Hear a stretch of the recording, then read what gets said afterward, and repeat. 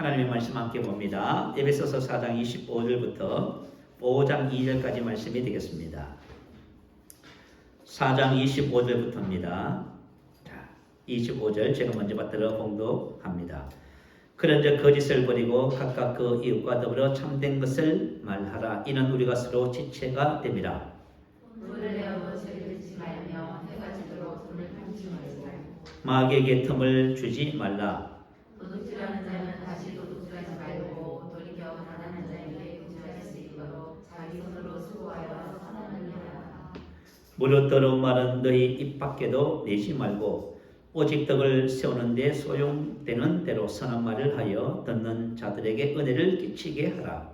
하나님의 성령을 근심하지 말라. 그 안에서 너희가 구원의 날까지 인치심을 받았느니라. 너희는 모든 악독과 노함과 분냄과 떠드는 것과 비방하는 것을 모든 악의와 함께 버리고 서로 친절하게 하며 불쌍히 여기며 서로 용서하기를 하나님 그리스도 안에서 너희를 용서하신 것 같이 하라. 그러므로 사랑을 받는 자녀같이 너희는 하나님을 본받는 자가 되고 그리스도께서 너희를 사랑하신 것 같이 너희도 사랑 가운데서 행하라. 그는 우리를 위하여 자신을 버리사 향기로운 제물과 희생 제물로 하나님께 드리셨느니라. 아멘. 자, 우리 계속 에베소서 말씀을 나누면서 이 에베소서 전체 내용을 우리 함께 나누는 것은 대단히 중요합니다. 왜냐하면은 기독교의 기본적인 교리, 복음과 함께 그 복음에 합당한 삶 전체를 우리가 다루기 때문에 그래요. 그래서 여러분들이 이 에베소서 내용 전체를 잘 습득하시면은 모든 서신서의 내용이 동일합니다. 로마서도 마찬가지고요. 골로새서도 똑같아요. 그래서 이 에베소서 한 전체를 여러분들이 습득을 하면은 여러분 신앙의 삶에 있어서 부족한 것이 없게 되어지는 놀라운 역사가 있습니다. 1장과 3장에서는 기독교 교리를 다루고요. 이제부터 4장부터는 이 교리에 입각한 실질적인 저와 여러분의 삶을 다루고 있습니다. 그래서 우리가 교리를 안다고 해도 삶이 없으면 안 되잖아요. 특별히 4장 1절에 보면 자, 우리가 하나님이 나를 부르셨어요. 그래서 부름에 합당한 삶에 대해서 말하고 있지요. 그것은 바로 온유와 겸손이라 말하고요. 그리고 사랑 가운데 서로 용납하는 것, 그리고 하나님의 삶, 이런 것들이 부르심에 합당한 삶이라 하지요. 그러나 이와 같은 삶은 영적 성장이 없이는 불가능합니다. 우리가 아무리 교회를 다니면서 착하게 살아라, 이렇게 살아라, 아무리 이야기를 해줘도 영적 성장이 없으면 이 불가능한 거예요. 그래서 에베소서 4장 7절부터 영적 성장을 위해서 하나님께서 베풀어 주신 세 가지 은혜를 나눴잖아요. 오정사역회를 세워주셨고, 그리고 두 번째는 진리를 고백하는 고백 훈련, 세 번째는 뭐였지요? 믿음의 교리였지요. 이 세 가지를 주셨습니다. 그리고 나서는 자 20절부터 시작해서 진리에 입각한 거죠. 말씀을 삶에 적용하는 원리. 자, 우리가 진리를 알았으면 이것을 삶에 어떻게 적용할 것인가에 대한 원리를 지난주에 말씀을 나누었습니다. 자, 오늘은 이제 하나님을 본받는 실질적인 삶에 대한 교훈으로 우리가 말씀의 은혜를 나눕니다. 자, 먼저 5장 1절 2절 먼저 말씀 먼저 보고 나서 자, 25절 말씀 우리 나누도록 그렇게 하겠습니다. 자, 5절 1장 1절 2절 보면 그러므로 사랑을 받는 자녀같이 너희는 하나님을 본받는 자가 되고 그리스도께서 너희를 사랑하신 것 같이 너희도 사랑 가운데 행하라. 이렇게 말씀하고 계시네요. 자, 하나님을 본받는 자같이 된다. 자, 그러면 하나님을 본받는 자가 뭘까요? 하나님을 본받는 자가 된다는 것은 뭐냐면 그리스도께서 너희를 사랑하신 것 같이 너희도 사랑 가운데 행하는 것입니다. 2절이 바로 그 답입니다. 그리스도께서 너희를 사랑하신 것. 자, 어떤 사랑을 하셨을까요? 참 놀라운 사랑을 주셨지요. 자, 2절 후반절에 보면 이런 사랑을 주셨네요. 우리를 위하여. 그는 우리를 위하여 자신을 버리사 향기로운 제물과 희생 제물로 하나님께 드리셨느니라. 자, 하나님께서 우리에게 어떤 사랑을 보여주셨냐 하면은 우리가 죄인 되었을 때, 원수 되었을 때 그리스도께서 대신 죽으셔서 하나님의 사랑을 우리에게 보여주신 것이지요. 자, 이런 사랑으로 사랑하라고 말씀하십니다. 누가 과연 이런 사랑을 할 수 있을까요?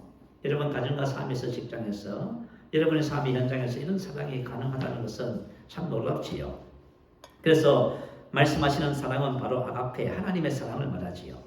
자, 예수님께서 우리에게 새로운 계명을 주신 것을 알고 계시지요. 요한복음 13장 34절 이하에 보면 새 계명을 너희에게 주노니 서로 사랑하라.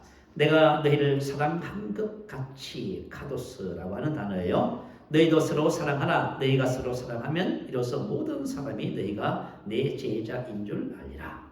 자, 여러분 우리 기독교를 사랑의 종교라 하지요. 사람들은 기독교를 잘못 이해해서 기독교는 능력의 종교야. 기독교는 범사가 잘 되는 것이야. 축복받는 것이야. 문제 해결되는 것이야. 이렇게 접근을 합니다. 이렇게 접근을 하다 보니까요. 능력도 있고 또 하나님께서 주시는 축복도 있고 은혜도 있고 간증도 있어요. 그런데 문제는 뭐가 안 돼요?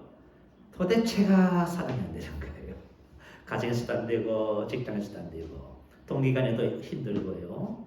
또 그저 형제간에도 하나님께서 말씀하신 이런 사랑이 되지 않는 거예요. 왜 그러냐면 접근을 잘못해서 그래요. 자, 저와 여러분은 영적으로 성장해야만 합니다. 성장할 때 앞에 사랑이 우리 일상적인 삶이 되는 것이지요. 그래서 고린도전서 13장은 사랑의 특성을 15가지를 쭉 나열했습니다. 참 중요한 것이지요. 그래서 저와 여러분의 신앙의 영적 성장은 사랑의 열매에 따라서 증명된다고 볼 수 있으면 되겠어요. 그런데 이렇게 말씀하시네요. 그리스도께서 너희를 사랑하신 것 같이 너희도 사랑 가운데 행하라. 이렇게 govern하셨습니다. 자, 행하라 이 말은 현재 명령형입니다. 다시 말하면 지금 말하는 거예요. 앞으로 하겠습니다. 옛날에는 했는데요. 그게 아니고 지금 하라고 명령하고 계시는 거예요. 여러분 하나님께서는 저와 여러분이 해도 그만 안 해도 그만 그게 아니란 말이에요. 당연히 하나님의 자녀라면 하나님의 사랑을 입었으면 이렇게 살아가는 것은 당연한 것이고 그렇게 하라고 하나님은 명령하고 계시는 것입니다. 이것을 잘 여러분 이해하셔야 돼요. 그래서 그리스도께서 너희를 사랑하신 것 같이, 같이는 카도스라고 하는 헬라어예요. 뭐뭐에 따라서, 뭐뭐에 비례하여, 뭐뭐 정도로, 바로 뭐뭐처럼. 자, 같은 분량, 같은 수준의 사랑을 하라 그 말입니다. 예수님께서 우리를 사랑하셨던 똑같은 분량으로 너희도 서로 사랑하라. 이게 바로 이제 하나님께서 우리에게 명령하신 거예요. 자, 그러면 여러분 한번 생각해봐요. 이런 사랑이 과연 가능할까요? 여러분 어떻습니까? 나의 삶에 지금 이런 아가페 사랑이 실현되어지고 있다 하면 여러분 참 놀라운 삶이 되겠지요. 그리고 행하라 하는 이 말은 페리파테오라고 하는 헬라어예요. 이것은 생활 방식을 말해요. 따라서 우리가 사랑을 하면은 그저 서로 좋아서 한두 번 사랑하고 그런 개념이 아닙니다. 다시 말하면 아가페 사랑은 우리의 삶의 라이프 스타일이 되어야 된다 그 말이에요. 우리 항상 이 사랑으로 살아가는 거예요. 그래서 여러분이 이 사랑에 대한 이해를 바르게 가지셔야만 합니다. 자, 그렇다면은 하나님을 본받는 자가 된다는 말은 무슨 뜻이지요? 예수님처럼 살아간다 그 말이에요.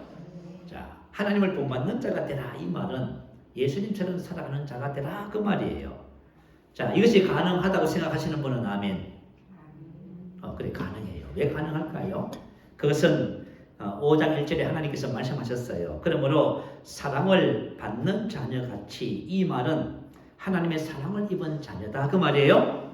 저와 여러분이 하나님의 사랑을 입었기 때문에 이와 같은 삶이 가능해요. 그런데 복음의 진리를 모르면요 불가능해요. 그래서 우리가 교회 신앙생활 하면서요 자꾸 도덕적으로 접근해요. 내적 치유하고 도덕적으로 접근하고 이렇게 해요. 그러면 다 실패합니다. 왜냐하면 기독교는 도덕이 아니라 하나님 주신 생명으로 사는 삶이에요. 자, 그러면 우리가 어떤 사랑을 입었어요? 에베소서 2장 4절 한번 봐요. 자, 우리 한번 나눈 말씀 한번 다시 한번 돌이켜 보십시다. 에베소서 2장 4절에 보면 긍휼이 풍성하신 하나님이 우리를 사랑하신 그 큰 사랑을 인하여 자, 하나님께서 우리가 사랑을 입었습니다. 그 사랑이 바로 5절부터 10절까지예요. 허물로 죽은 우리를 그리스도와 함께 살리셨고 너희는 은혜로 구원을 받은 것이라. 자, 허물로 죽은 우리를 그리스도와 함께 살리셨습니다. 이것은 뭐예요? 거듭남이지요. 저가 전 예수를 믿어서 거듭났지요. 거듭남, 영으로 난 것은 영이지요. 그래서 거듭났다 그 말이에요. 그래서 우리가 늘 항상 고백하지요. 나는 영입니다. 고백하지요. 이것을 아는 것이 왜 중요하냐면 이것을 모르면은 성경에서 말씀하시는 하나님의 말씀하고 나하고는 아무 상관이 없는 삶을 살아요. 그래서 거듭남의 축복을 알아야 되는 거예요. 그래서 베드로후서 1장 3절은 이 거듭남의 축복에 대해서 이렇게 기록해 놨어요.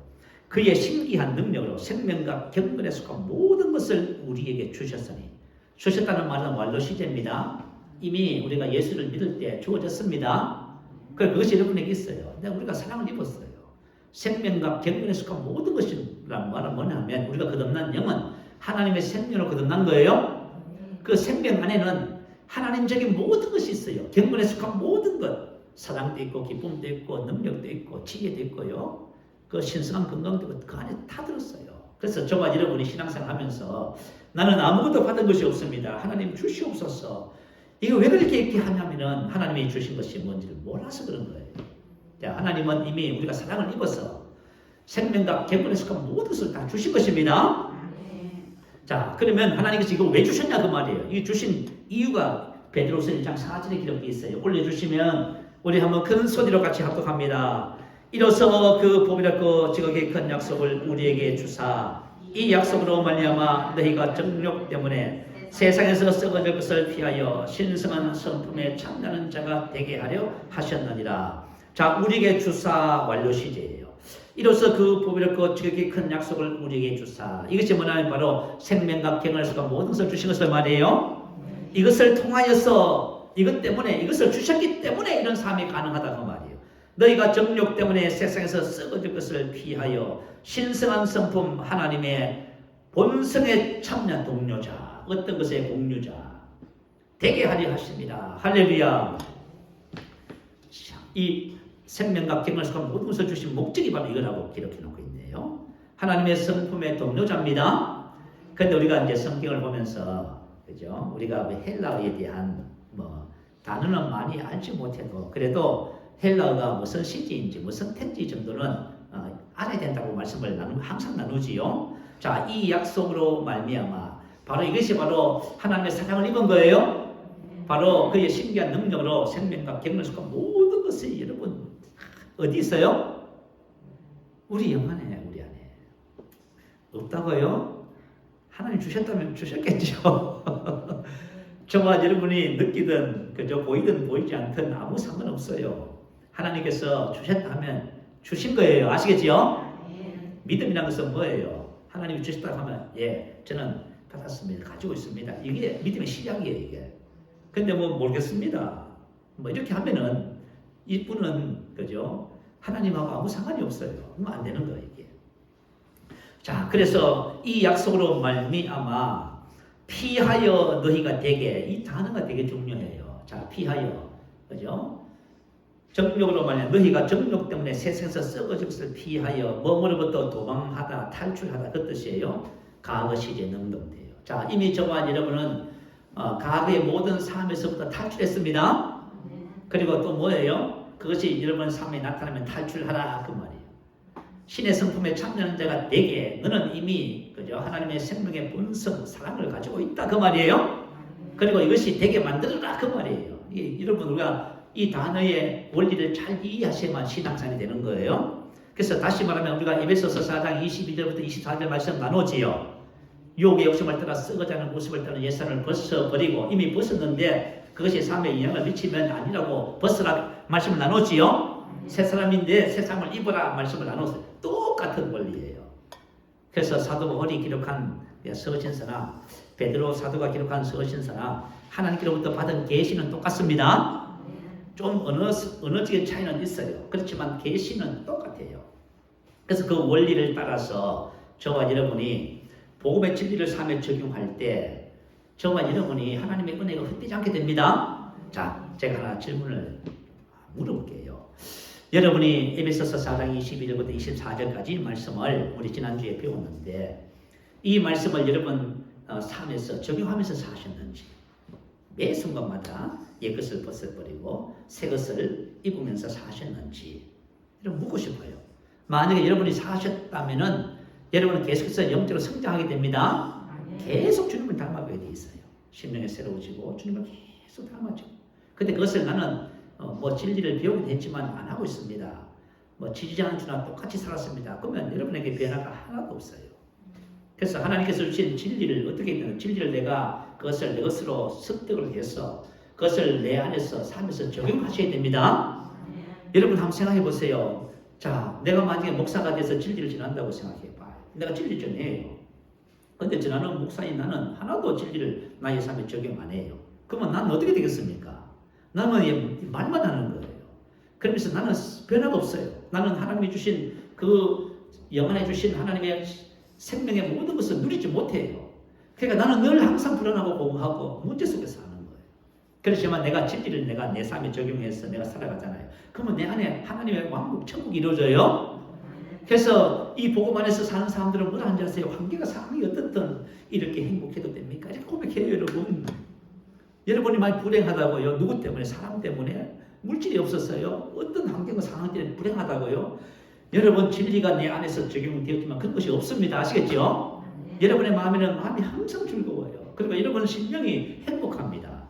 그래서 이렇게 말해요. 내가 이렇게 행복해도 될까요? 물어요. 이게 뭐냐면 하나님께서 우리에게 주신 내적인 축복이라고 하는 것이에요. 우리 새서미교회 모든 성도님들은 지금 함께 나누고 있는 이런 말씀들을 이런 것으로 만들어서 여러분의 삶에 적용하시기 바래요. 그럴 때 여러분이 아주 그냥 세상 사람들이 보기에도 빛 가운데 탄탄한 하나님의 아들로 살아가는 모습을 보고 여러분이 영혼 구원자가 되는 것이에요. 자, 하나님께서 우리에게 살아라고 명령하시는 삶은 놀라운 삶입니다. 근데 이와 같은 삶은 전부 가능해요. 왜요? 우리 사랑을 입어서 그런 거예요. 나는 만약에 저와 여러분이 나는 하나님 나에게 주신 것이 아무것도 없어요. 이렇게 나가시면은 이제 여러분 절망이에요. 이제 이분은 어떻게 할 수가 없어.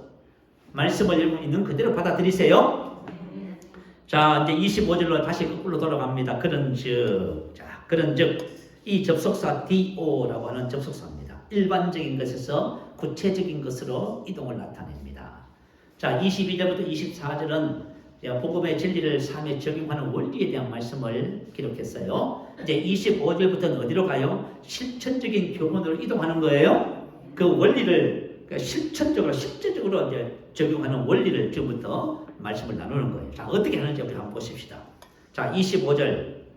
그런즉 거짓을 버리고 각각 그 이웃으로 더불어 참된 것을 말하라. 이는 우리가 서로 지체가 됩니다. 자, 첫 번째는 거짓을 버리고라고 하네요. 그죠? 거짓을 버리고, 이 버리고가 무슨 뜻이냐면 과거 시제 중간태예요. 옛사람을 벗어버리고 과거 시제 중간태지요. 거짓은 뭐예요? 옛사람이지요. 내가 만약에 나도 모르게 거짓말을 한다고 쳐요. 여러분입니까? 여러분 아닙니까?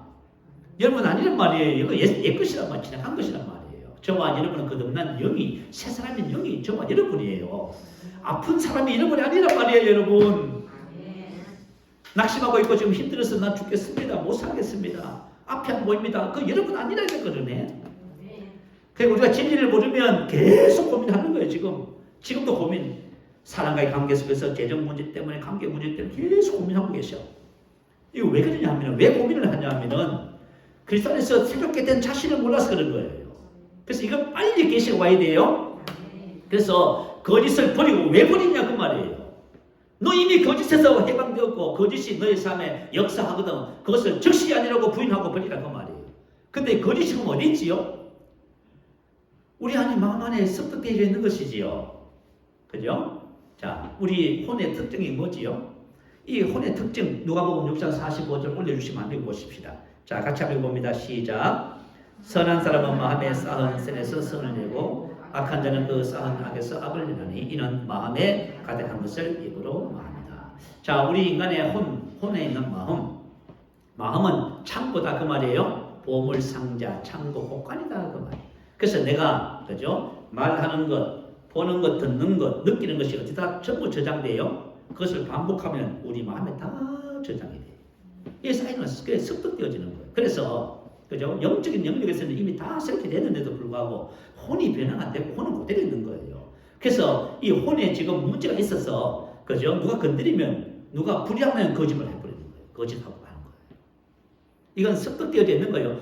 자, 지금 내가 만약에 거짓이 습관이 되어서 습관적으로 거짓 말을 하고 거짓을 한다 할지라도 그것은 내가 아닙니다. 그래서 믿음의 선한 싸움을 싸우셔야만 합니다. 그래서 저와 여러분 이 진리 안에서 그죠? 내 안에 거짓이잖아요. 거짓은 내가 아니라고 예수 이름을 쫓아내야 됩니다. 그리고 우리는 새 사람, 참된 것을 말하는 진리의 사람이지요. 나는 하나님의 의입니다. 그래서 저와 여러분이 로마서 10장 10절 말씀이 바로 그죠? 옛사람을 벗고 새사람을 입는 원리적인 내용들이에요. 그것을 잘 습득하셔서 행하시기 바래요. 자, 그리고 마음의 싸움. 자, 이제 이거 여러분 한번 생각해 보세요. 내가 만약에 어떤 말을 사용해요. 어떤 언어를 사용한다고 말이에요.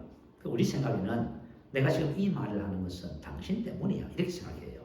맞아요? 틀려요? 내가 지금 이렇게 화가 나서 이런 말을 하는 것은 당신 때문이야. 나는 그렇게 맞아? 틀려요? 틀렸습니다, 여러분. 누가 뭘 하든지 어떤 환경 상황이 주어져도 그죠? 여러분 속에 그죠? 거짓이 없으면 절대로 거짓말 안 합니다. 거짓이 있어서 하는 거예요. 마음에 가득한 것을 입으로 말하는 거예요. 이걸 이해하지 못하면, 이것을 인정하지 못하면 여러분 세우시지 않아요. 어떤 상황이 주어져서 내 속에서 뭔가 많이 나잖아요. 그 왜요? 여러분 안에 창고에 여러분이 쌓아놨을 거예요. 그죠? 중독이 되기도 하고 습관이 되기도 하고. 그 반복하잖아. 그죠? 내가 만약에 습관적으로 거짓말 한다. 그럼 평상시에 거짓말을 엄청 많이 해서 그래요? 그래서 그것이 쌓여 있어서 이 몸에 습관으로 배어져 있어서 그런 거예요. 그래서 이제부터는 내 안에서부터 뭔가가 나오면 이것은 버려야 할 것이다. 이렇게 이해하시면 돼요. 그것 때문에 정죄받는다. No, 아닙니다. 이건 내가 아니다. No, 그것도 잘못 접근한 거예요. 정죄도 받지 마시고 그것 때문에 저거 하려면 내가 아니다. 당신 때문에 이렇게 접근하지 마세요. 이거는 뭐 합니까? 이거는 버리는 것입니다. 그래서 예수 이름으로 떠나가라. 내가 아니다. 선포하고요. 이렇게 하셔서 여러분이 정말 주님을 닮아가는 복된 믿음의 삶이 되시기 바랍니다. 아멘. 자, 저와 여러분 이것을 잘해야, 자, 에베소서 4장 22절 말씀을 잘해야 그죠? 심령이 새롭게 되고 새 삶을 입습니다. 이 원리를 잘 따르시기를 축복합니다. 자, 두 번째, 분노의 문제를 다루고 있습니다. 자, 25절 26절은 함께 한번 읽어보십시다. 분을 내어도 죄를 짓지 말며 해가 지도록 분을 훔치지 말고 마귀에게 틈을 주지 말라. 자, 분노는 새 사람입니까? 옛 사람입니까? 분노는 새 사람 아닙니다. 분노는 새 사람은 온유한 사람이에요. 그죠? 새 사람은 온유하고 양선 선한 사람입니다. 분노는 저와 만약에 난 분을 잘 내는데요. 여러분 아닙니다. 아멘. 합병 들어보셨지요? 합병. 이 합병이라는 것은 우리나라만 있는 질병입니다. 전 세계에서 합병이라는 병은 없어요. 그래서 그죠? 전 세계에서 한글로 합병이라고 등재되어 있는 병명이 바로 그거예요. 딱 한글로 합병이라고 되어 있어요. 그죠? 근데 왜 대한민국에만 이 합병이라는 것이 있을까요? 왜냐하면 저도 그렇고 여러분도 그렇고 우리나라 사람들은 화를 잘 다스리는 방법을 몰라요. 그죠? 그래서 뭐 참는 거 있잖아요. 이게 유교적인 영향이 큰 것 같아요. 그죠? 차분히가 쌓여서 병이 되는 거예요. 그래서 합병을 지금 다루고 있습니다. 자, 그래서 이 합병은 중잔영층 여성들에게 그죠? 옛날에 많다고 그렇게 이야기를 했어요. 근데 최근에 그렇지 않아요. 20대, 30대, 그죠? 청년들에게도 이 화병이 좀, 그죠?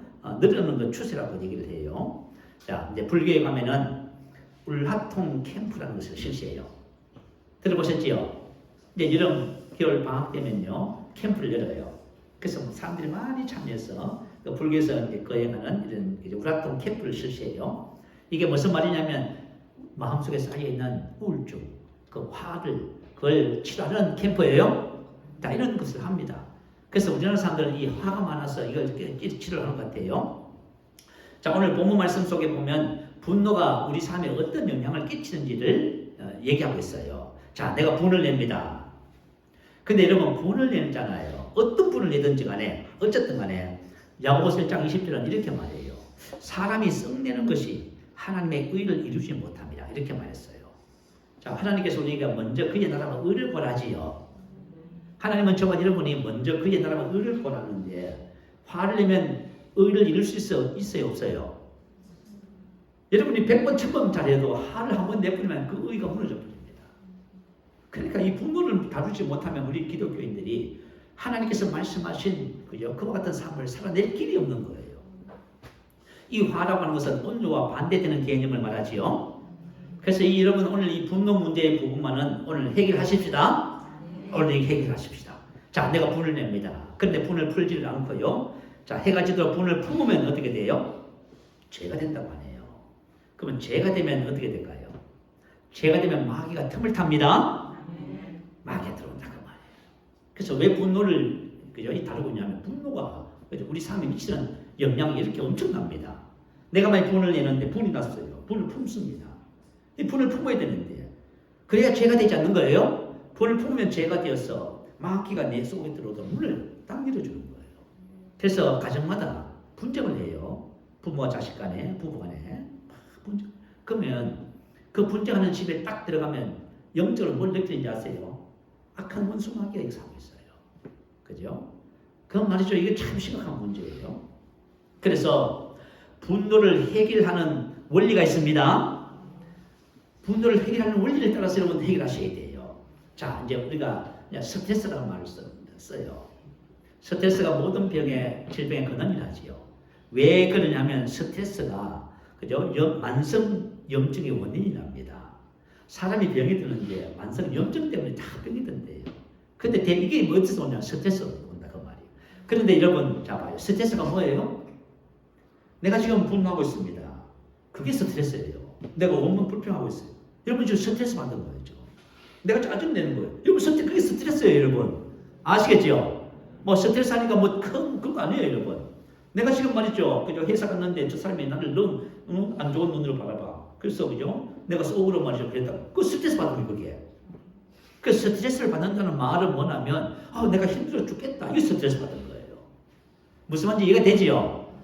스트레스는 뭐 큰 게 아니고요. 일상적인 삶에서 여러분이 느끼는 감정적인 모든 것이 다 스트레스예요. 그래서 이 스트레스를 받아가지고 저와 여러분이 마음도 병들고 육체도 병이 들고요. 그래서 분노를 해결하는 원리. 자, 31절 한번 봐요. 31절에 나와 있네요. 자, 한번 읽어보십시다. 너희는 모든 악독과 노함과 분냄과 떠드는 것과 비방하는 것을 모든 악의와 함께 버리고. 자, 버리는 것입니다. 저와 여러분이 분노와 싸운다고 분노 내적 치유하고 여러분 저와 여러분이 만약에 복음을 알고 있으면서 내적 치유하고 세상적인 방법을 동원시켜서 뭘 한다면 여러분 다 실패합니다. 여러분 복음은 그런 것이 아니에요. 여러분 이미 분노 떠드는 것에서부터 여러분 해방되었습니다. 여러분 아니에요. 이 버리고 뭐냐면 과거 시제 수동태예요.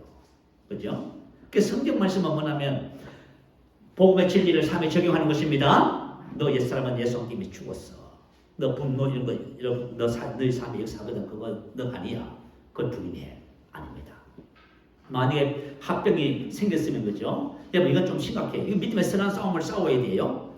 어떤 것이든지 간에 옛것을 내가 반복적으로 행했기 때문에 나한테 깊이 습득되고 습관이 되고 인격이 됐을 때는 이건 싸워야 되는 거예요. 저는 이제 어떤 경우는 이렇게 해요. 만약에 내가 그죠? 언제 누굴 위해서 기도를 해드렸는데 내 마음에서 의심이 딱 생겨요. 그러면 제가 어떻게 하는지 아세요? 이 의심하고 싸웁니다. 어떻게 하는지 아세요? 의심 내가 아니야. 예수로 의심은 떠나. 의심은 내가 아니야. 떠나. 나는 그죠? 자, 우리 영안에는 성령의 9가지 열매 피스티에서 믿음 충성이 바로 믿음이라는 것이 단어예요. 그럼 내가 선포해요. 난 믿음의 사람. 난 믿음의 사람. 계속 말해요. 의심은 내가 아니야. 난 믿음의 사람이야. 난 믿음의 사람이야. 그래서 뭐냐면 내 잠재의식 속에 있는 이 의식 자체를 바꾸는 거예요. 그래서 나를 새롭게 하는 거예요, 여러분. 그래서 화가 있으면요. 그죠? 화는 내가 아니야. 나는 온유한 사람이야. 난 선한 사람이야. 그러면서 저와 여러분 이 내면 안을 해결해야만이 그죠? 분노가 나타나지 않고 온유함이 나타나기 시작하는 거예요. 근데 만약에 이 근원적인 문제를 접근해서 해결하지 않고 접근하는 방식은 전부 세상적인 방식이에요. 그래서 여러분 이것을 잘 이해하셔야 돼요. 그래서 하나님은 저와 여러분이 도덕적인 사람이 되라고 말하지 않습니다. 도덕적인 사람이 아니라 하나님의 아들로 영으로 생명으로 사는 사람이 되라고 하는 거예요. 그래서 우리가 지금 이걸 훈련하고 있는 거예요. 자, 그래서 저와 여러분이 합병을 여러분 해결하세요. 분노를 해결하시기 바랍니다. 그리고 그죠? 내가 누구에게 계속 화를 냈으면 여러분 가서 관계도 회복해야지요. 내가 화를 내서 미안하다고 용서를 구하고 하셔야지요. 어떤 경우든지 간에 화를 내면 하나님의 의를 이루지 못합니다. 자, 그 다음에 세 번째 도둑질이 나오네요. 28절. 도둑질 하는 자는 다시 도둑질 하지 말고 돌이켜 가난한 자에게 굳이 할 수 있도록 자기 손으로 수고하여 선한 일을 하라. 이렇게 도둑질 하지 말라. 모든 종류의 부당한 착복을 도둑질로 정의합니다. 내가 생각에는 뭐 이 정도는 괜찮겠지. 아니에요. 그것까지도 남의 것을 탐하면 전부 도둑질입니다. 잠언서 30장에 보면 아굴의 잠언이라고 하는 내용이 나와요. 아굴이 하나님께 기도합니다. 그 두 가지를 기도하면서 그 기도 한 가지가 뭐냐면 이런 내용이에요. 나를 가난하게도 마옵시고 부하게도 마옵시고 오직 필요한 양식으로 나를 먹이시옵소서. 혹 내가 배불러서 하나님을 모른다. 혹 내가 가난하여 도둑질하고 내 하나님의 이름을 욕되게 할까 두려워함이니이다. 그래요. 사람이 가난하면은 그죠? 자꾸 그런 마음이 들기도 하겠지요. 그래서 이렇게 이제 기도했습니다. 그런데 도둑질은 저와 여러분 아닙니다. 남의 것을 탐하고 그게 저뿐이 아니에요. 이건 옛사람이에요. 그래서 도둑질 하는 자는 다시 도둑질 하지 않습니다. 자, 믿음의 원리를 적용합니다. 여러분 항상 우리가 어떤 문제든지 간에 어떤 것이든 믿음의 원리를 적용하셔야 돼요. 믿음의 원리를 적용하지 않고 도덕적으로 접근한다든지 세상적인 심리적으로 접근하면 여러분이 다 실패하는 거예요. 다 실패해요. 믿음으로 접근하면 여러분의 인생의 삶이 180도 바뀌게 돼 있어요. 그런데 도둑질 하는 자는 다시 도둑질 하지 말고, 자, 도벽이라는 것이 있지요. 이 도벽은 습관적으로 물건을 훔치는 행위지요. 근데 병적 도벽이 있답니다. 병적 도벽은 이런 거예요. 여러분 이해하고 들으세요. 여러분 도둑놈 아닙니다. 내가 이 도둑에 대해서 얘기한다고 여러분 뚝 하는 얘기 아니니까 오해하지 마세요. 그냥 들어보시라고요. 자, 병적 도벽은 돈이나 물건이 필요해서 훔치는 것이 아닙니다. 근데 자꾸 그런 것에 대한 유혹을 받아요. 그래서 필요 없음에도 불구하고 그 유혹에 굴복하는 거예요. 근데 또 이런 순간을 또 누리는 뭐나 이런 것을 뭐랄까요? 즐기는 사람이 있다네요. 그래서 병적 도벽은 그 유혹을 이기지 못해서 훔치는 것을 말해요. 그죠? 그래서 우리가 이제 아이들 키울 적에 우리 아이들이 나쁜 거짓말을 하고 이제 남의 것을 훔치면 되게 음악에 혼을 내잖아요. 그죠? 혹시 얘가 만약에 도벽이 생기면 어떻게 해요? 큰일 나잖아요. 그리고 여러분 혹시 여성분들 생리 도벽이란 말 들어보셨어요? 근데 이것이 사진에 등록된 단어예요. 그냥 일반적인 단어가 아니고 이게 무슨 얘기냐면 어떤 여성분들은 생리 중에 자꾸 그런 충동을 받는답니다. 그래서 얼마 전에 어느 백화점에서 자꾸 물건이 없어지는 거예요. 그래서 그죠? 백화점에서 그죠? 보안팀에서 계속 주시하고 있는 거예요. 살펴보는 거예요. 근데 어떤 아주머니가 잘 차려입은 아주머니가 큰 가방을 들고 다니면서 가방에다 슬쩍 하는 거예요. 그래 아주머니를 딱 잡아서 보니까 그 백화점의 단골 고객인데 이 아주머니는 생리 중에 그 토백을 못 참아가지고 그 매끄게 하는 거예요. 참 희한한 일도 다 있지요. 자, 어쨌든 간에 하나님을 본받는 삶은 그것을 돌이키는 거예요. 돌이키다는 말은 뭐냐면 반대가 되다. 도둑질 하는 데 다시 도둑질 하지 말고 돌이켜. 반대가 되다 그 말이에요. 가난한 자에게 구제할 수 있도록 자기 손으로 수고하여 선한 일을 하라. 알아뒀어. 선한 일은 구제인데요. 자기 손으로 일을 하여. 야, 여러분. 남의 것을 탐하면서 훔쳐서 살던 사람이 자기 손으로 일을 하여 다른 사람을 구제한다. 이거는 완전 이 사람의 인생이 얼마 정도로 바뀌었어요? 180도로 바뀌었지요? 제가 이거 설명하려고 좀 이야기했어요. 여러분, 저와 여러분은 우리 인생이 180도 바뀌었어요? 360도 바뀌면 안 돼요. 360도 제자리 180도 바뀌어야 돼요. 자, 왜 그러냐면 저와 여러분 옛사람은 예수와 함께 죽었습니다. 새 사람 됐어요. 그죠? 이거 진리는 이거 알고요. 이걸 삶에 적용하잖아요. 그러면 저와 여러분의 삶이 어떻게 돼요? 뒤집어져 버려요. 전혀 다른 사람이 되버립니다. 그래서 사람들이 놀라는 거예요, 여러분. 이 사람이 왜 이렇게 바뀌었지? 복음의 진리를 알았어. 그래서 저와 여러분이 만약에 윤리적으로, 도덕적으로, 심리적으로 접근하면은 안 되는 것입니다. 복음은 우리의 삶을, 나를 완전히 뒤집어 버리는 거예요. 혹시 여러분 대도 조세형 씨 얘기 들어보셨어요? 대도는 큰 도덕이라는 뜻이지요. 대도 조세형 씨가 올해 이제 연세가 84세입니다. 근데 얼마 전에 또 다시 남의 집에 들어가서 절도 도둑질을 했어요. 그래서 그죠? 3년형을 구형받았습니다. 그때가 언제냐면 올해 2월 19일. 이분이 용인 지역에 그죠? 잘 사는 단독 주택을 다니면서 그렇게 했다네요. 그런데 이분이 작년 12월 달에 2년 6개월 동안 복역을 하고 출소를 했습니다. 근데 얼마 전 바로 또 이거 하는 거예요. 그 이분은 없어서 하는 것이 아니라 완전히 병적 도벽입니다. 한때 이 조세형 씨는 60세 때 감옥에서 은혜를 받았어요. 그래서 회심이 있습니다.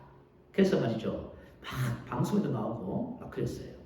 그래서 이분이 조세형 씨가 그저 감옥에서 60세 때 회심을 하고 무범수가 됐습니다. 그래서 출소했어요. 그래가지고 말이죠. 전국을 다니면서 간증 집회 다녔습니다.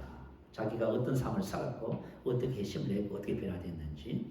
그래서 17세 연하의 여성하고 사업을 하는 여성하고 결혼까지 했습니다. 그런데 그 여성은 300명의 종업원을 가진 중소기업 사장님이었어요. 그런데 여러분 어떤 일이 벌어졌냐 하면 일본에 집회를 갔습니다. 일본에도 이제 초청을 받아서 갔지요. 간증 집회 갔지요. 그런데 집회를 하고 새벽에 뭘 했는지 아세요? 일본 가정집을 또 들어갔어요. 그건 잡혀버렸어요. 얼마나 부끄러워요. 그리고 당신 왜 그러냐고 물으니까 뭐라고 하는지 아세요? 일본의 가정집에는 보안시설이 얼마나 잘 되어 있는지 확인하러 갔대요. 그러니까 뭐라고 얘기하냐면 이게 도벽이라고 하는 거예요. 도벽. 여러분 내가 참 습관적으로 나도 모르게 하는 것이 많아요. 여러분 우리 삶에. 근데 자기는 그것이 보다 인격화되어 있기 때문에 어쩔 수 없어요. 그러니까 누가 뭘 하면 기분만 나쁜 거예요.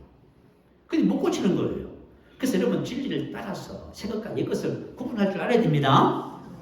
복음의 진리에 입각해서 이것은 지나간 것이다. 이것은 저건 뒤집으면 합니다. 이거 하지 않고 신앙생활 하잖아요. 그러면 여러분 평생 그리스도 안에서 무슨 단지를 하지요? 무슨 단지를 하잖아요. 하나님 나라에서 여러분은 항상 걸림돌이에요. 걸림돌. 근데 내가 예수 안에서 그죠? 복음의 진리를 따라서 나의 삶을 뒤집어 버리면 여러분은 축복의 통로가 됩니다. 이렇게 좋은 은혜를 하나님이 주셨는데 우리가 사랑을 입었기 때문에 우리가 예수님처럼 사는 겁니다. 자, 마음에 생각하는 원리는 항상 동일해요. 여러분 믿음의 원리를 지난주 말씀을 여러분 잘 되새겨 보세요. 그렇게 하시면 돼요. 자, 그리고 하나님을 본받는 그 다음에는 언어 생활에 대해서 나옵니다. 자, 한번 볼까요? 29절부터 나와 있지요.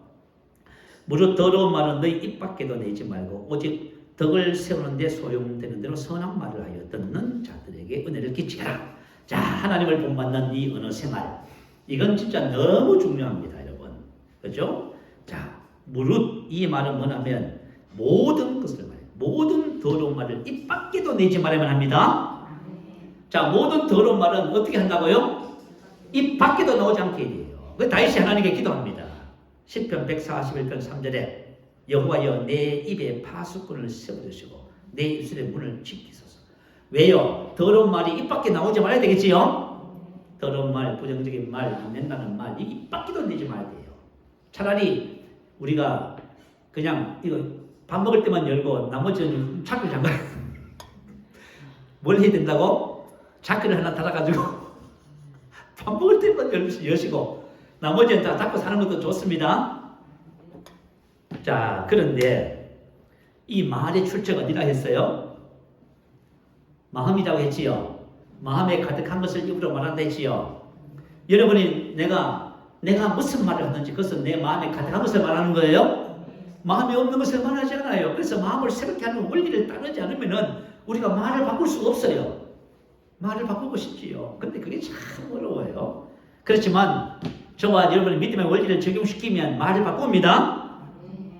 자, 그리고 오직 덕을 세우는 말 이렇게 나와 있네요. 더러운 말은 너희 입 밖에도 내지 말고 오직 덕을 세우는데 소용되는 대로 자, 덕을 세우는 말은 선한 말, 아가도스 선한 말이다 그 말이에요. 자, 만약에 내가 무슨 말을 한다고 쳐요. 여러분이 이제 무슨 말을 하면은 항상 말은 무엇을 목적으로 해야 된다 그 말이에요. 선을 듣는 자에게 은혜를 끼치게 하는 것이 목적이다 그 말이에요. 내가 만약에 말을 하는데 은혜를 받는 것이 아니라 다 쉬운 거네. 그럼 어떻게 해야 돼? 말하지 말아야죠. 그죠? 자, 그래서 정말 여러분이 정말 사람을 살리는 말, 은혜를 끼치는 말. 여러분 집에 가서 애들한테 물어봐요. 얘들아, 엄마가 너희들한테 이렇게 말을 하면 너희들 전부 다 은혜 받지? 물어봐. 남편이가 물어봐요. 여보, 내가 무슨 말을 하든지 당신 은혜 받지요? 그럼 여러분 잘 알고 계시죠? 무슨 말이겠지요? 아, 세상에 내가 입을 가지고 내가 입을 사용하는데, 그죠? 어떻게 사용하라고요? 듣는 자들이 은혜를 끼쳐서 덕을 세우다. 이 사람이 세워지게 하라고 말이에요. 잠언서 14장 1절에 보면 지혜로운 너희는 자기 집을 세우래. 바로 그런 거예요, 여러분. 내가 입술이 지혜로우면 전부 다 세우는 것이에요. 내가 입술이 지혜롭지 못하면 전부 다 무너뜨려요. 자, 그래서 그죠? 선한 말 아가도스, 우리가 감사와 축복과 격려와 위로의 말, 부드러운 말, 사랑의 말, 그리고 칭찬의 말, 그리고 복음의 진리를 말하는 말, 이게 바로 사람을 세우는 말입니다.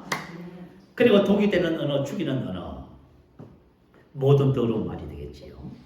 그리고 에베소서 5장 4절은 또 이렇게 기록해 놓은 거 있어서 한번 볼까요? 누추함과 어리석은 말이나 희롱의 말은 마땅치 아니하니. 자, 이런 말, 그죠? 비난의 말, 거친 말, 이러잖아요. 불평, 공명의 말, 무시하고 상처 주는 이런 말들. 이건 전부 다 은혜를 끼치는 것이 그 사람을 무너뜨리는 것입니다. 자, 같으면 부부 치료법. 근데 여기에 주보에는요, 가르멘이라 해서 카트로 고치시면 좋겠어요. 이분은 지금도 이 사역을 하고 계신 살아계신 분이셔요. 같으면 워싱턴대 석좌 교수님이시고요. 미국에서도 가장 권위 있는 심리치료사 되십니다.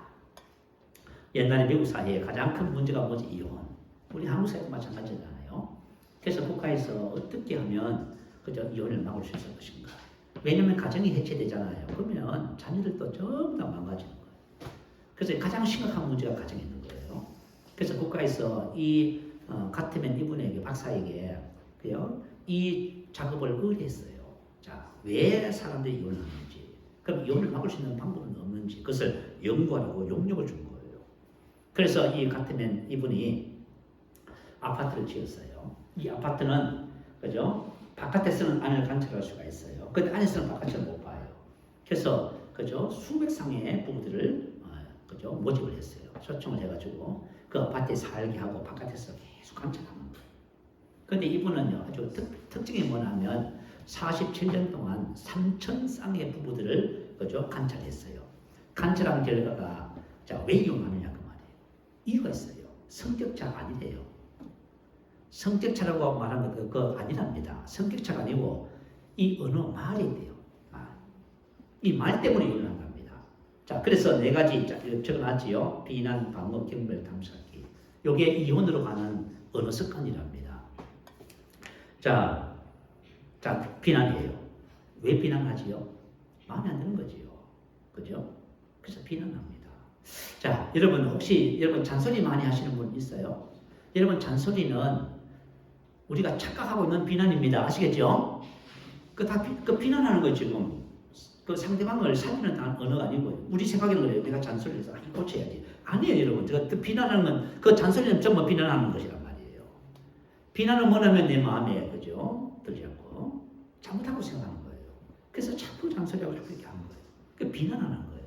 이게 모든 이혼으로 가는 언어, 관계를 정색하게 만들고 깨트리는 첫 번째 언어가 바로 비난이라는 거예요. 이 비난은 본인의 욕구가 만족되지 않은 상황에 대해 상대방에게 탓을 돌리는 행동이다. 이렇게 나와 있어요. 자, 그래서 만약에 본인이 만족되지 않는 그런 부분이 있으면 그것을 빨리 찾아야 돼요. 그래서 비난하지 말고 부드러운 말로 부탁을 해야 됩니다.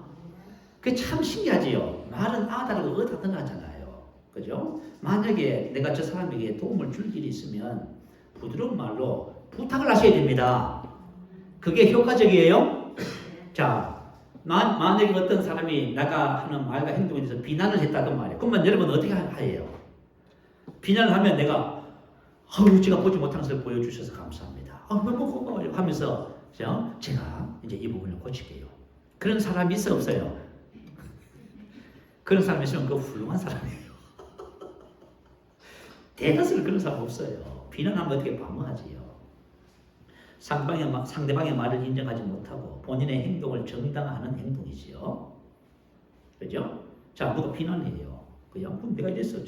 자꾸 변명하고 비난. 그게 하는 거예요. 그리고 나서, 그죠? 자꾸 비난하잖아요. 그럼 어떻게 해요? 지렁이가 밟으면 뭐 해요? 그때부터 싸워. 이 사람이 별로 말이 없는 사람인데 자꾸 비난하잖아요. 그럼 언제부턴가 막 대들 싸워. 그래가지고 육탄전이 일어나는 거지요. 그래서 우리가 옛날에 우리가 참 어릴 적에 살 때 보면요. 늘 하루가 멀다 않고 싸우는 집안이 있어요. 그런 집안을 두고 동네 사람들이 뭐라고 불러요? 콩가루 집안. 늘 다투고 싸우기. 콩가루 집안. 그죠? 누가 나를 지적하잖아요. 그러면 어떻게 해요? 그죠? 반감이 생기잖아요. 나를 방하면서 상대방을 지적하고 싶은 마음이 생기잖아요. 이렇게 되는 거예요. 그래서 비난하면 방어하는 거예요. 그러면 방어를 딱 하면 그 다음에 나타나는 상대방의 현상이 뭐예요? 반응이 바로 경멸입니다. 비꼬기, 깔보기, 무시하기, 비웃기, 조롱하기. 이것은 정확하게 상대방에 대한 존중과는 완전히 반대지요. 그죠? 이 네 가지 단어 중에서 가장 파괴적인 단어가 이 경멸이라고 합니다. 그래서 이 경멸은 절대로 사용해서는 안 되는 포용 방법. 그런데 우리 어떤 한문 선생이 가정마다 다니면서 한문 학습지를 이렇게 하잖아요. 근데 가서 보니까 세상의 엄마들이 자녀들에게, 중학생인 자녀들에게 너 같은 것은 태어나지 말아야 한다고. 이런 말을 보통으로 써버리는 거예요. 이게 뭐예요? 경멸하는 거예요, 여러분. 이건 절대로 사용하면 안 되는 거예요. 근데 이제 이분이 삼천쌍의 부부를 관찰하면서 하나 얻은 결론이 뭐냐면 부부가 대화를 시작했어요. 대화를 시작했는데 3분 이내에 경멸의 단어가 딱 나오잖아요. 96%가 이혼한대요. 그래서 이분은 부부가 얘기하는 말을 들어보면은 어떻게 사는지, 언제 어떻게 될지 그것을 예측을 한답니다. 자, 그래서 저와 여러분이 만약에 사람의 행동이라든가 그것을 내가 한 말을 듣지 않고 삐딱하게 나갈 때 경멸하면 안 됩니다. 절대 하지 말아야 할 말이 바로 경멸입니다. 아멘. 이거 하면은요, 여러분, 그죠? 이 사람하고 나하고 끝장난다 생각하시고 하여튼 생각하셔요. 자, 보통 이제 그렇게 비난하고 방어, 경멸하면 그 다음에 뭐 하죠? 담을 쌓지요. 그죠? 그 대화를 그만두는 거지, 이렇게. 당신하고 내 얘기가 안 돼, 이렇게. 의사소통을 단절시키는 것이죠. 그런데, 그죠? 이게 그죠? 일상화되어 있는 거예요. 비난하지, 방어하지, 경멸하지, 담사지. 여기 일상화되어 있는 거예요. 그러니까, 이렇게 살아가는 가정에서 부부가 서로 얼마나 스트레스 받겠어요. 여러분, 스트레스는 뭐냐면 화나고 짜증나고 막 그런 거예요, 있지, 그죠? 그게 전부 스트레스예요, 여러분. 그래가지고 이제 부부가 같이 살 적에 주로 이제 같으면 그 박사님이 연구를 해보니까 비난은 누가 많이 하냐면 여성분이 80%랍니다. 자, 여성분들이 자녀를 비난하고 남편을 비난하고 자꾸 비난해요. 비난을 해놓고 또 남편 건강 챙긴다고 또 뭐 해줍니까? 보약해줘요. 제발 보약해주지 말고 스트레스 받게 하지 마세요. 할렐루야. 복이 넘치지요.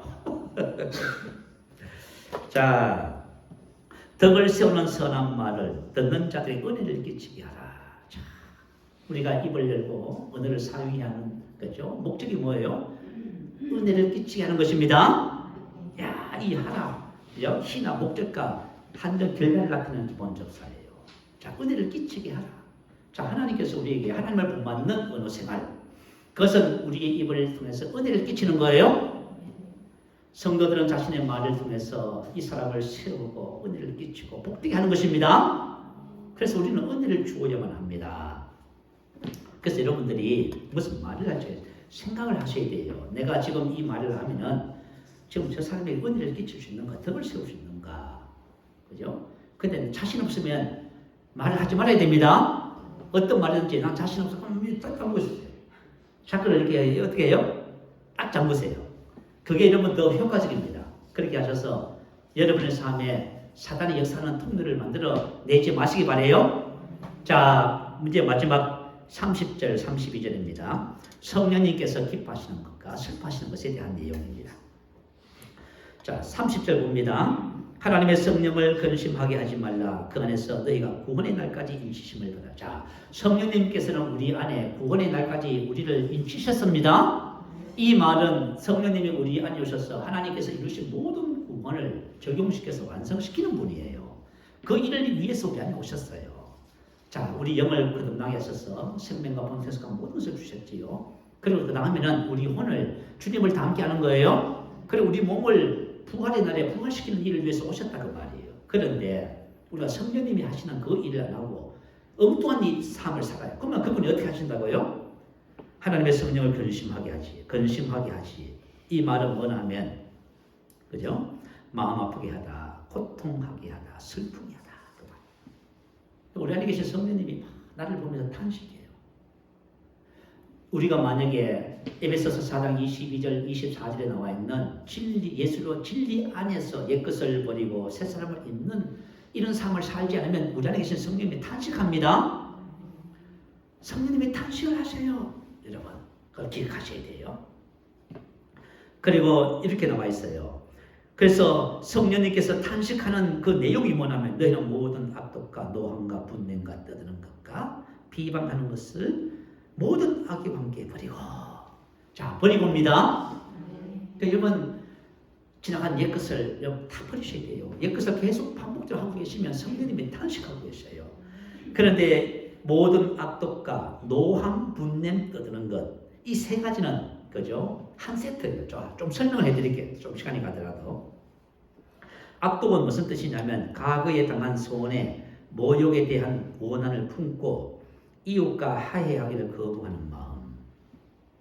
그죠? 절대 용서 못해. 그죠? 그러니까 누구든지 난 우리 부모님을 용서하지 못합니다. 그런 사람들이 많더라고 보니까. 안 됩니다. 아시겠죠? 그거 버리셔야 됩니다. 그 버리는 거예요. 아시겠죠? 노함, 분노의 감정 폭발을 말해요. 분노가 마음에 자리 잡아서 지속적이고 습관적으로 표현되는 것, 떠드는 것, 분노를 자제하지 못하고 소리지는 것. 그런데 이 옛사람을 벗어버리고 새사람이 되는데 분노의 문제를 많이 강조해요. 왜냐하면 그 분노라고 하는 감정이 너무 우리 삶에 깊이 이렇게 되어져 있는 거예요. 그래서 저와 여러분이 이 분노라고 하는 것을 아예 철저히 뿌리까지 뽑으세요. 아주 뿌리까지 뽑으시기 바래요. 그래서 여러분 안에, 여러분 생명 안에 있는 온유의 본성을, 그죠? 본성으로 교체시켜 버렸어요. 그래서 여러분들이 항상 마음에 평안을 가지고 은혜로운 말을 할 수 있는 훈련을 하시기를 축복합니다. 그리고 비방하는 것은 상대방을 비방하거나 모욕적인 은사를 사용하는 것, 이렇게. 그래서 여러분 이것을 잘 하시면 복이 됩니다. 그리고 성령님이 기뻐하시는 것이 뭐냐면 서로 친절하게 하며 불쌍히 여기며 서로 용서하기를 하나님이 그리스도 안에서 너희를 용서하신 것 같이 하라. 아멘. 자, 여러분 이와 같은 삶을 사는 저와 여러분 한 주간의 복된 삶이 됩니다. 자, 우리 말씀을 생각하면서 할렐루야 한번 크게 부르시고, 여러분 우리가 믿음의 그리스도 예수 안에 있는 이 진리의 원리를 알고 이 진리를 삶에 적용해서 내가 지금 어떤 문제를 지금 해결해야 되는지 여러분 발견하시기 바래요.